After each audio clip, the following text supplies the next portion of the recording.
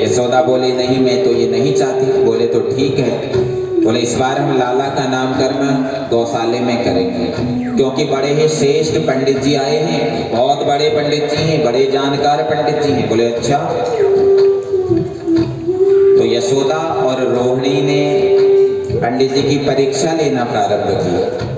क्या किया? यशोदा ने अपना लाला रोहिणी की गोदी में रख दिया और रोहिणी का लाला अपनी गोदी में ले लिया और जा करके भविष्य के बारे में पूछती है, पंडित जी हमने आपकी बड़ी प्रशंसा सुनी है, कृपा करके जरा सा हमारे लालाओं का भविष्य बता दीजिए। तो गर्गाचार्य जी कहते हैं पहले नामकर्म कर लेते हैं, भविष्य फिर बताएंगे। तो नामकर्म प्रारंभ हुआ। तो गर्गाचार्य जी बोलते हैं कि अयम ही रोहिणी पुत्रो रम्यान सह दो गुणे आख्यास्ते राम इति बलादिख्यात बलम विदु। यशोदा तुम्हारी गोदी में जो रोहिणी का जो पुत्र है ना, तुम्हारी गोदी में तुम्हारा पुत्र नहीं है यशोदा, तुम्हारी गोदी में तो रोहिणी का पुत्र है। जो तुम्हारी गोदी में रोहिणी का पुत्र है ना, अयम ही रोहिणी पुत्रो रमयान सह दो गुण है, अनेक नामों से अनेक गुणों से अलंकृत होगा, अत्यंत बलशाली होगा। हल अस्त्र धारण करने से हलधर नाम होगा, एक गर्भ से दूसरे गर्भ में आने से संकर्षण नाम होगा, बल अधिक होने से बलदाऊ नाम होगा, ऐसा यह बलराम कहलाएगा। अब तो रोहिणी यशोदा के तरफ देखे और यशोदा रोहिणी की तरफ देखे। महाराज कोई साधारण पंडित जी नहीं है, ये तो बहुत बड़े पहुंचे घर के पंडित जी लगते हैं, हमसे तो बड़ी भूल हुई, क्षमा मांगने लगे। अब बारी आई है कन्हैया के नामकर्म संस्कार की, और जैसे ही कन्हैया का नामकर्म संस्कार करने लगे हैं तो नामकर्म संस्कार करते ही बोलते हैं मैया तेरा पुत्र साक्षात। जैसे बोला तो भगवान ने हाथ पकड़ रोक दिया ऐसे, बस प्रभु बस। कन्हैया ने हाथ आगे क्यों बढ़ाया? बोले अगर पंडित जी ने कह दिया तेरा पुत्र साक्षात नारायण है, तब तो मैया प्रेम नहीं करेगी, फिर तो मंदिर में बैठा देगी। आजकल मंदिरों की क्या स्थिति होती है आप सभी जानते हैं। जहां जाते हैं वहां से चाहे एक दो भगवान ले आते हैं पकड़ करके, फिर उसे मंदिर में रख देते हैं। हरिद्वार गए तो अरे देखो महाराज हम तो क्या सुंदर सी फोटो लाए हैं हरिद्वार से, 2-4 देवता हरिद्वार से ले आए, 2-4 बद्रीनाथ गए वहां से ले आए, 2-4 गुरुओं ने दे दिए, 2-4 किसी ने दे दिए, खूब इकट्ठा कर लिया है। फिर एक छोटी सी चौकी और उसके ऊपर रख दे 20-25 देवता। पहले तो मंदिर बनाते ही नहीं है घर में, या तो वो खिड़की में रख देते हैं, या तो वो किचन में रसोई घर में रख देते हैं, या तो सीढ़ियों के नीचे रख देते हैं। एक बात याद रखना, रसोई घर और देवघर एक साथ कभी नहीं होना चाहिए। कुछ लोग मंदिर को भी रसोई में ही बना देते हैं, तो ये भूल करके भी कभी ऐसी भूल नहीं करनी चाहिए। ये मेरे शब्द नहीं, ये शास्त्रों के ही शब्द हैं। क्योंकि हम रसोई घर में कभी कभी अभद्र भोजन भी करते हैं, कभी लहसुन प्याज बना देते हैं, कभी मांस भी हम रसोई घर में बनाते हैं। तो उस प्रकार से अगर उस रसोई घर में मेरे प्रभु का मंदिर विराजमान होगा तो फिर हमें दोष लगेगा। इसलिए मंदिर कभी भी रसोई घर में नहीं होना चाहिए। जब घर बनाओ ना, एक छोटा सा मंदिर भी बनाओ। जिस परमात्मा के आशीर्वाद से हमको यह घर बनाने का अवसर प्राप्त हुआ, तो हमारा भी परम कर्तव्य है कि हम उसके लिए भी एक कमरा बनाएं, जैसा आजकल बनाते हैं ना, एक कमरा बनाते हैं सोने के लिए, क्या कहते हैं, बेडरूम है। एक बनाते हैं रसोई खाना बनाने के लिए, उसे बोलते हैं रसोई। एक कमरा बनाते हैं, बोले कोई मेहमान आएगा तो बैठेगा, है बैठक।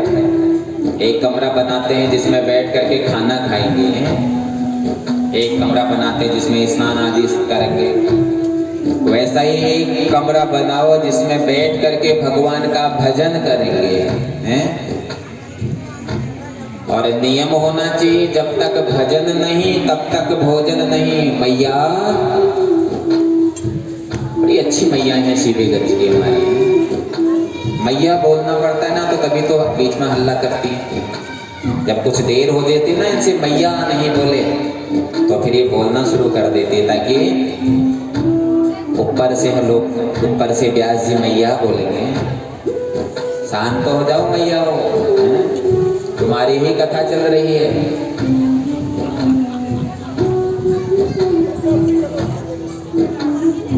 आज छूटता है तो सिर्फ भजन छूटता है, छूटता है नहीं छूटता है। हम कहीं से थक करके आते हैं और घर आकर के कहते हैं, अरे जल्दी जल्दी 2 रोटी बना दो, मुझे बहुत तेज नींद आ रही है, जल्दी जल्दी खाता हूँ फिर सो जाता हूँ, हैं। अब ये कहा कि जरा सा 2 मिनट मंदिर में बैठ करके भगवान का ध्यान कर लेता हूँ, नहीं। खाना तो छूटता नहीं है, बस केवल छूटता है तो भजन छूटता है। एक नियम बनाओ जीवन का, जब तक भजन नहीं तब तक भोजन नहीं। जिस दिन भजन नहीं किया है उस दिन भोजन भी मत करो। छूटता है, सिर्फ हमारा भजन छूटता है। तो एक ऐसा कमरा बनाओ जिसमें बैठ करके ठाकुर की का भजन कर सको, भगवान का पूजन कर सको, हैं? और ज्यादा देवता भी नहीं रखनी चाहिए, हाँ। केवल अपने इष्ट को स्थापित करो बस। अब एक छोटी सी चौकी होती है, उसी में गणेश भी रख दिए, उसी में दुर्गा जी भी रख दी, उसमें हनुमान जी भी रख दिए, उसमें राम जी भी रख दिए, श्याम जी भी रख दिए, गुरु जी भी रख दिए, ये जी भी रख दिए, वो जी भी रख दिए हैं। हमारे कमरे में अगर गलती से अगर हमारे माताजी पिताजी कोई आ जाता है तो, या कोई बाहर का व्यक्ति आ जाए, हमें बड़ा कष्ट होने लग जाता है। अरे देखो, जब देखो कमरे में आ जाते हो।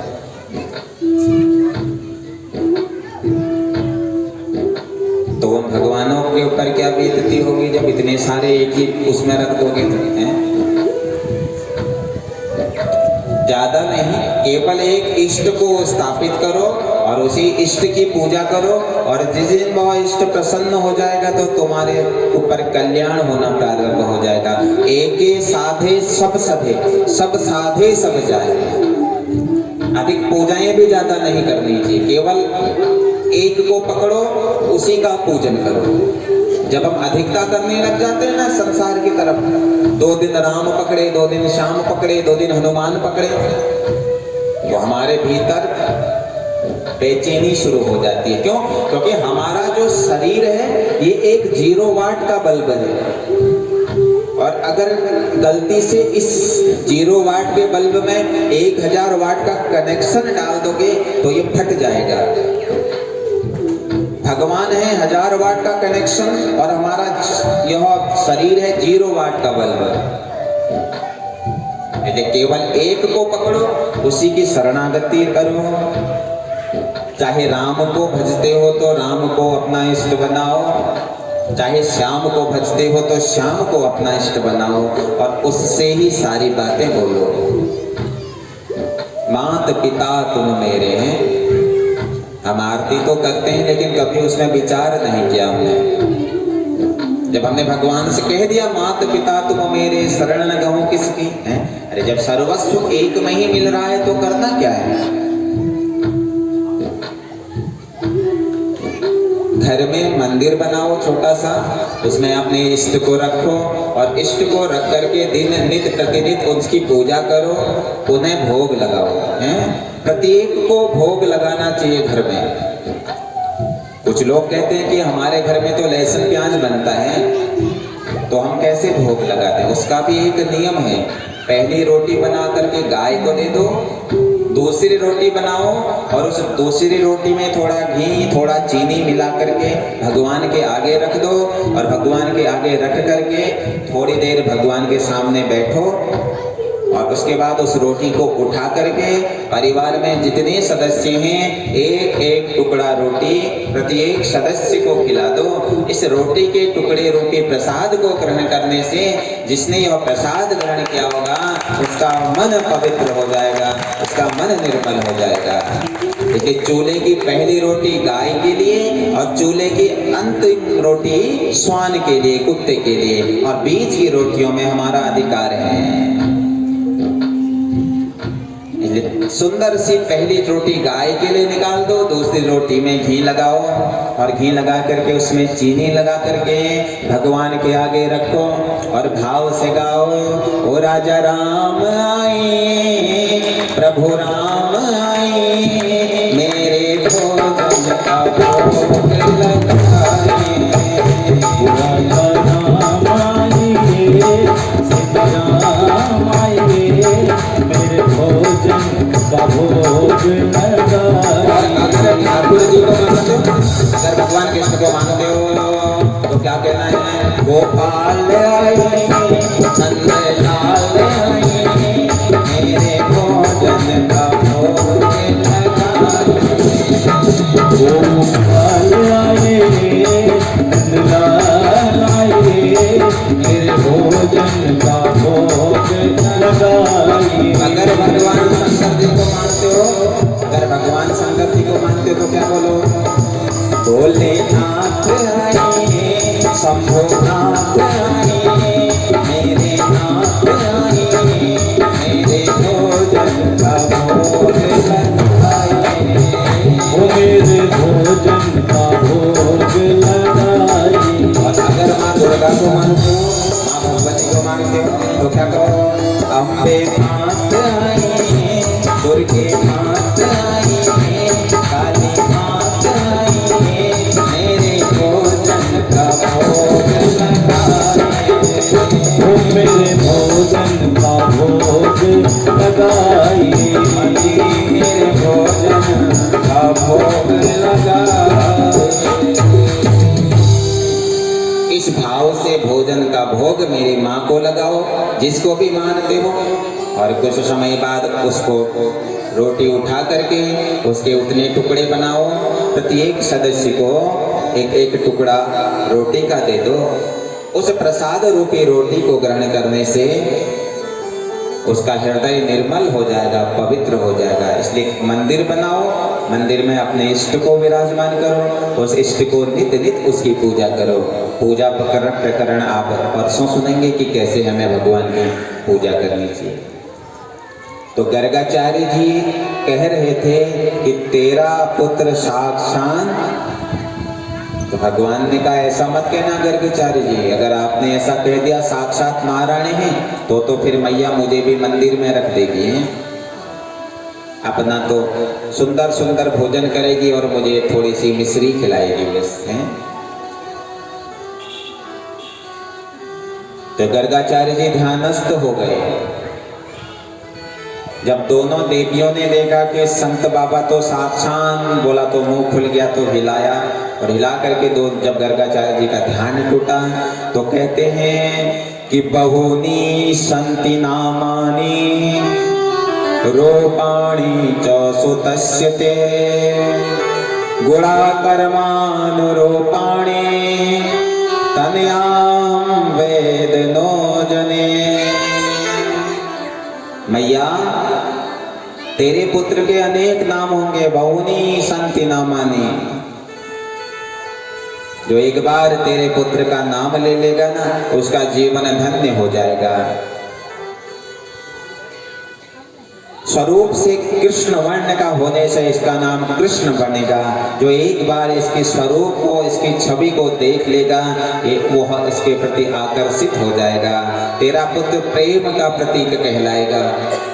जिस घर में तेरे पुत्र का बिंब होगा, जिस घर में तेरे पुत्र का स्वरूप विराजमान होगा, उस घर में कभी कलह नहीं रहेगा, क्लेश नहीं रहेगा। मैया, अनेक नाम तेरे पुत्र के होंगे। और अनेक पत्नियों से भी युक्त तेरा यह पुत्र रहेगा, ऐसा आशीर्वाद दिया। नामकर्म संस्कार की परंपरा पूर्ण हुई है। तो माता यशोदा ने गर्गाचार्य जी से कहा, हे प्रभु अब आप भोजन करिए। गर्गाचार्य जी ने कहा, हम तो स्वपाकी ब्राह्मण हैं, किसी के हाथ का तो खाते नहीं हैं। हाँ, अगर आपको हमारे को भोजन कराना है तो भोजन की सामग्री दे दो, हम स्वयमेव भोजन बना लेंगे। और गर्गाचार्य जी ने भोजन बनाया, और जैसे ही भोजन बनाया कहने लगे, तुम ही निवेदित भोजन करहूं। तो भगवान घुटनों के बल चल करके आए हैं और गर्गाचार्य जी की थाली से भोजन निकाल करके जैसे ही भोजन करने लगे, गर्गाचार्य जी ने हाथ पकड़ लिया। अरे ओ यशोदा, अरे देख अपने लाला को, हाँ मेरा सारा भोजन जूठा कर दिया। मैया ने कहा, क्षमा करना प्रभु, मैं आपको फिर से भोजन की सामग्री दे देती हूँ और आप भोजन बनाओ और मैं लाला को सुला देती हूँ। और लाला को थपकी मार करके मैया सुलाने लगी हैं। भाव से मैया सुला रही है लाला को, प्रेम से मैया लोरी गा रही है, भाव से लाला को सुला रही है। लेकिन लाला तो सोया नहीं, परंतु मैया को नींद आ गई सुलाते सुलाते। इधर गर्गाचार्य जी ने भोजन बनाया और भोजन बना करके जैसे ही कह रहे थे, तुम ही निवेदित भोजन करहूं, पुनः दौड़ करके लाला अंदर आए और अंदर से आकर के लाला जैसे ही भोजन ग्रहण करने लगे, गर्गाचार्य जी ने हाथ पकड़ लिया। कौन हुआ आप? कोई साधारण तो है नहीं।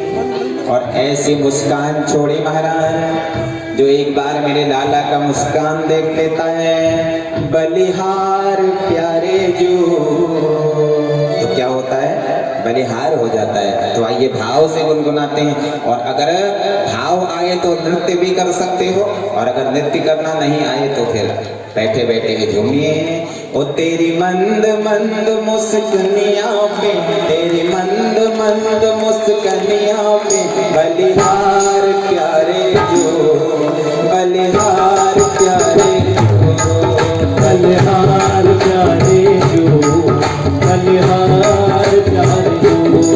तेरी मंद मंद मुस्कनिया पे, तेरी मंद मंद मुस्कनिया पे, बलिहार प्यारे जो, बलिहार प्यारे जो, बलिहार प्यारे जो, बलिहार प्यारे जो।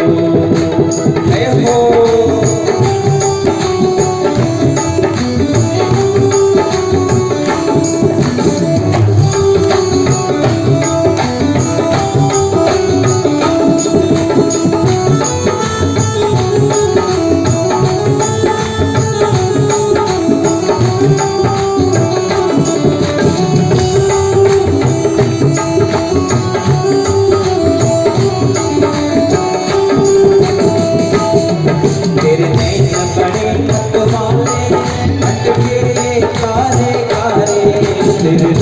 बड़े मतवारे भटके ये कारे कारे, तेरे नैन बड़े मतवारे भटके ये कारे कारे, तेरे नैन बड़े मतवारे भटके ये कारे कारे। तेरे मोर मुकुट लट कन्या पे, तेरे मोर मुकुट लट कन्या पे, बलिहार प्यारे जो, बलिहार प्यारे जो, बलिहार प्यारे जो, बलिहार प्यारे जो। तेरे मंद मंद मुस्कनिया पे, तेरे मंद मंद मुस्कनिया पे, बलिहार प्यारे जो, बलिहार प्यारे जो, बलिहार प्यारे जो, बलिहार प्यारे जो।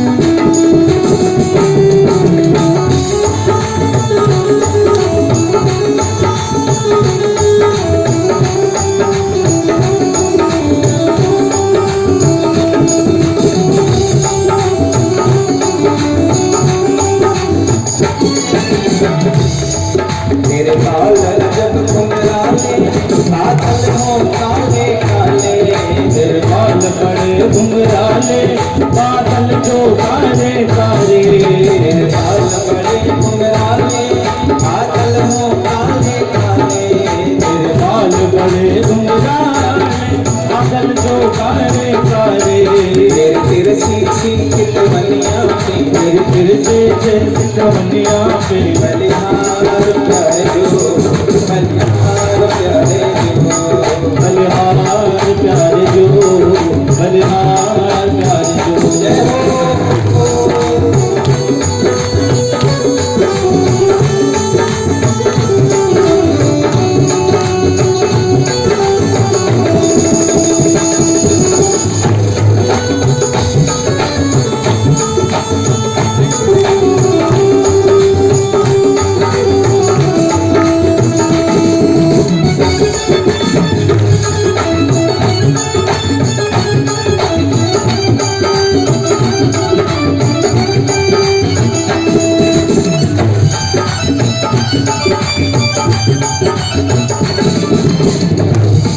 तेरे झालर जब मतवाली लगती है प्यारी प्यारी, तेरे ताल अजब मतवाली लगते हैं प्यारी प्यारी, तेरे झालर जब मतवाली लगती है प्यारी प्यारी, तेरी ताल अजब मतवाली लगती है प्यारी प्यारी, तेरे पायल की पैजनियाँ पे, तेरी पायल के पंखिया पे, बलिहार प्यारे जो, बलिहार प्यारे जो, बलहार प्यारे जो, बलहार प्यारे जो। जय हो।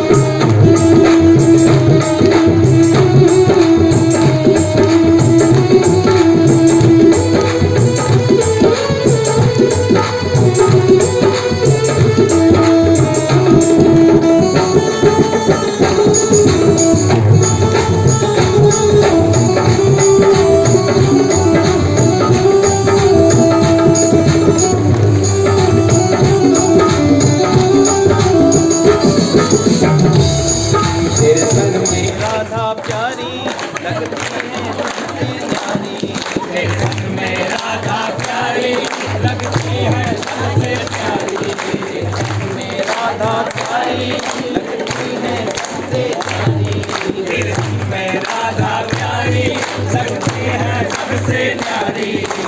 जल छवि पे मैं जाऊं, जल छवि पे पाया मैं बलिहार प्यारे, बलिहार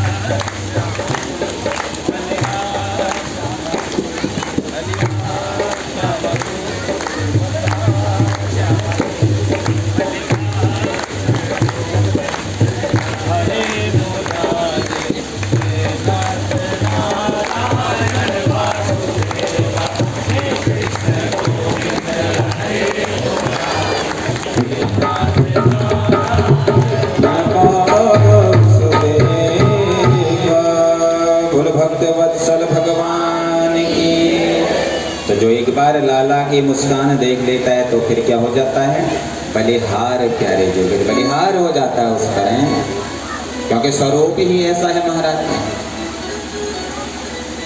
एक ने कहा कि तू टेढ़ो तेरी टेढ़ी रे नजरिया है, तिरछी नजर से अगर एक बार किसको देख लेना, इसकी तिरछी नजर के जादू से कोई बच नहीं सकता। तो गर्ग जी को दर्शन देते हैं और गर्गाचार्य जी ने भगवान के दर्शन किए और सब कुछ छोड़ करके ब्रज की तरफ चले गए और लाला जाकर के मैया के बगल में सो गया। और मैया की जब नींद खुली, देखा कि आंगन में सारी सामग्री वैसे ही पड़ी है, लेकिन ब्राह्मण देवता का कहीं कोई पता नहीं है। अरे जिसको एक बार गोविंद के दर्शन हो जाए ना, तो वे सांसारिक चीजों से उसे कोई लेना देना नहीं रहता, क्योंकि जो से ब्रह्म का साक्षात्कार हो जाए, फिर माया से उसका कोई महत्व नहीं है उसके जीवन में। और माया दूर कैसी होती है? बोले माया दूर तब होती है जब हम मायापति को भजें, जिसने यह माया बनाई है। माया किसे कहते हैं? जो दिख रही है पर है नहीं है। अब आप स्वप्न देखते हैं ना, स्वप्न में कभी आप कहीं पहुंच गए हो, वहां से आपने कुछ खरीद लिया, लेकिन वो कब तक का है? जब तक आप सोए हो। जैसे ही सुबह नींद खुली, स्वप्न दूर। ठीक उसी प्रकार से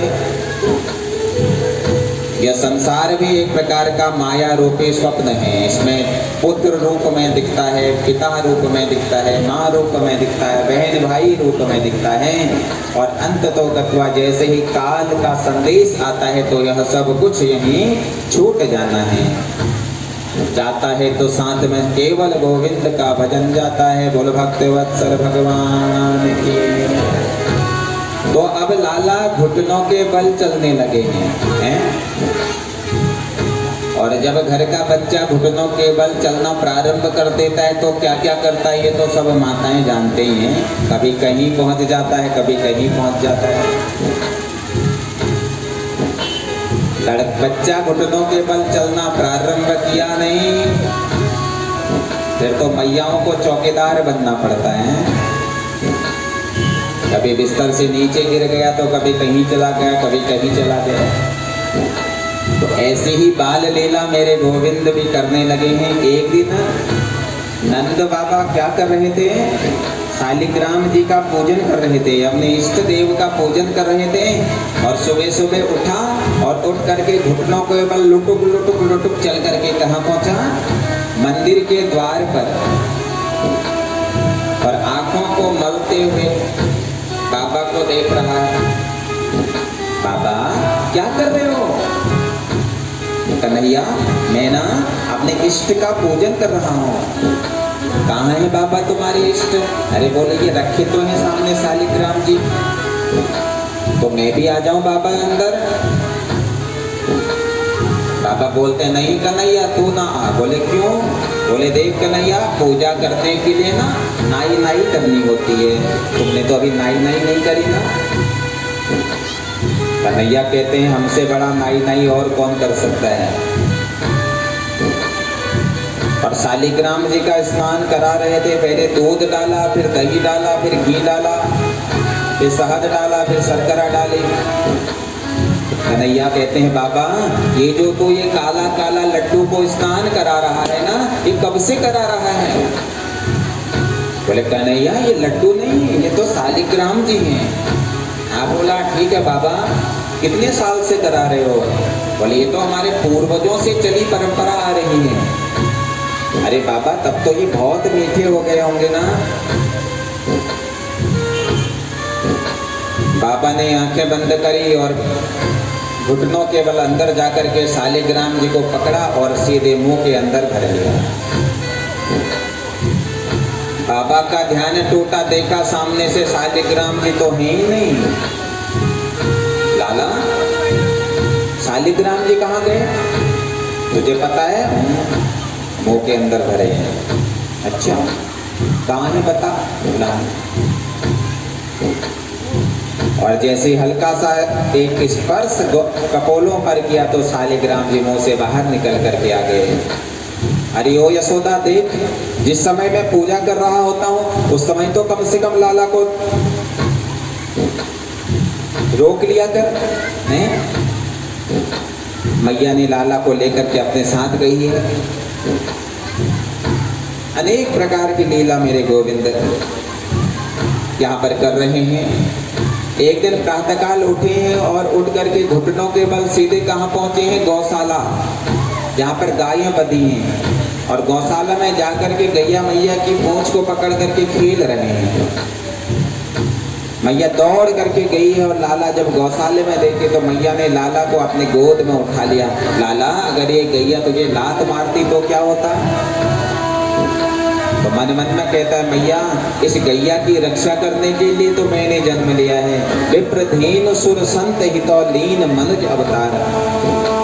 अरे मैंने इस गाय की रक्षा के लिए, ब्राह्मणों की रक्षा के लिए, संतों की रक्षा के लिए ही तो जन्म लिया है। माँ, ये गैया मारती नहीं है, ये गैया तारती है। इसलिए गौ सेवा हर एक को करनी चाहिए। जिसके घर में गाय हो उसी के घर में गोपाल आते हैं, जिसके घर में गाय नहीं तो उसके घर में गोपाल नहीं। एक गाय पालो और उस गाय की सेवा करो। कल तो गौ सेवक भी हमारे बीच में आए थे, घड़ियाल जी। तो इसलिए गाय अगर घर में होगी तो गोपाल भी घर में आएंगे, अगर गाय घर में नहीं होगी तो गोपाल भी घर में नहीं आएंगे। गाय, हर एक वैष्णव को गाय पालनी चाहिए और गाय की सेवा करनी चाहिए। और अगर गाय नहीं पाल सकते हो, अपने शहर में, अपने नगर में जहाँ भी गाय पल रही हो, गौशाले हो, कुछ कुछ अंश गाय के लिए देना चाहिए। पहली रोटी बनाओ तो वो गाय के लिए रख दो, क्योंकि चूल्हे की पहली रोटी में केवल गाय का अधिकार है, बस आपका किसी का अधिकार नहीं है। इसलिए जब भोजन बनाओ, भोजन बनाते समय जो पहली रोटी बनाओ तो वो गाय के लिए निकाल के रख दो। और पहली रोटी बनाओ तो उसे भी बड़े प्रेम से बनाओ, ये नहीं कि आड़ी तिरछी बेलन घुमा दो उसमें।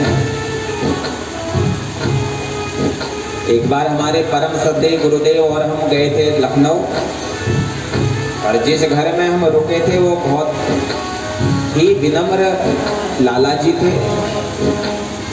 वो ब्राह्मण सबकी बड़ा सम्मान किया करते थे। तो उनकी घर की जो बहू रानी थी वो सुबह सुबह रोटी बना रही थी और पहले रोटी में बेलन इधर उधर घुमा रही थी।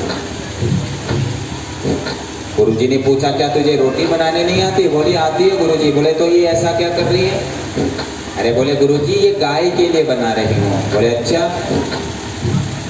बोले, तो अगर कोई घर बनाए, वो घर बनाते समय नींव पर पहला पत्थर टेढ़ा रख दे, क्या उस नींव पर बनने वाला घर कभी सीधा बन सकता है? बोला, नहीं। बोला, गाय कोई साधारण नहीं है, गाय हमारी माता है।